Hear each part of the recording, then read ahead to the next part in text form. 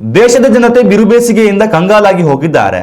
ನೈಋತ್ಯ ಮುಂಗಾರು ಯಾವಾಗ ರಾಜ್ಯಕ್ಕೆ ಎಂಟ್ರಿ ಕೊಡಲಿದೆ ಅಂತ ಕಾಯುತ್ತಿದ್ದಾರೆ. ನೆತ್ತಿಯ ಮೇಲೆ ನಿಗಿ ಕೆಂಡ ಕಾರುತ್ತಿರುವ ಸೂರ್ಯ ಜನಜೀವನ ಅಸ್ವಸ್ಥಗೊಳಿಸುತ್ತಿರುವ ಬೆನ್ನಲ್ಲೇ ಭಾರತೀಯ ಹವಾಮಾನ ಇಲಾಖೆಯು ಗುಡ್ ನ್ಯೂಸ್ ಅನ್ನ ನೀಡಿದೆ.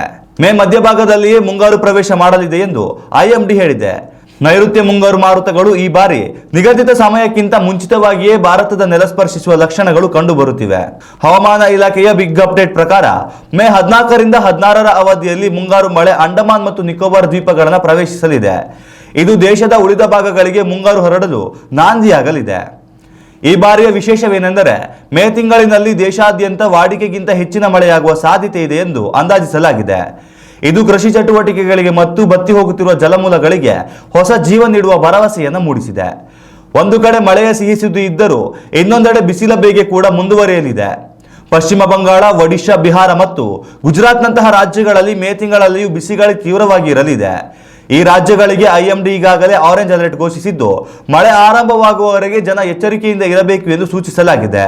ಕೇವಲ ಹಗಲು ಮಾತ್ರವಲ್ಲದೆ ರಾತ್ರಿಯ ತಾಪಮಾನವು ಈ ಬಾರಿ ಸಾಮಾನ್ಯಕ್ಕಿಂತ ಹೆಚ್ಚಿರಲಿದೆ. ದಕ್ಷಿಣ ಭಾರತದ ಕೆಲವು ಭಾಗಗಳಲ್ಲಿ ಮಳೆಯ ಮುನ್ಸೂಚನೆ ಇರುವುದರಿಂದ ಬಿಸಿಲಿನ ತೀವ್ರತೆ ಸ್ವಲ್ಪ ಕಡಿಮೆಯಾಗಬಹುದು.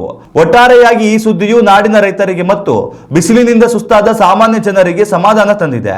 ಮುಂಗಾರು ಮಾರುತಗಳು ಅಂಡಮಾನ್ ದಾಟಿ ಕೇರಳದ ಮೂಲಕ ರಾಜ್ಯಕ್ಕೆ ಯಾವಾಗ ಪ್ರವೇಶಿಸುತ್ತದೆ ಎಂದು ಜನರು ಕಾತುರದಿಂದ ಕಾಯುತ್ತಿದ್ದಾರೆ.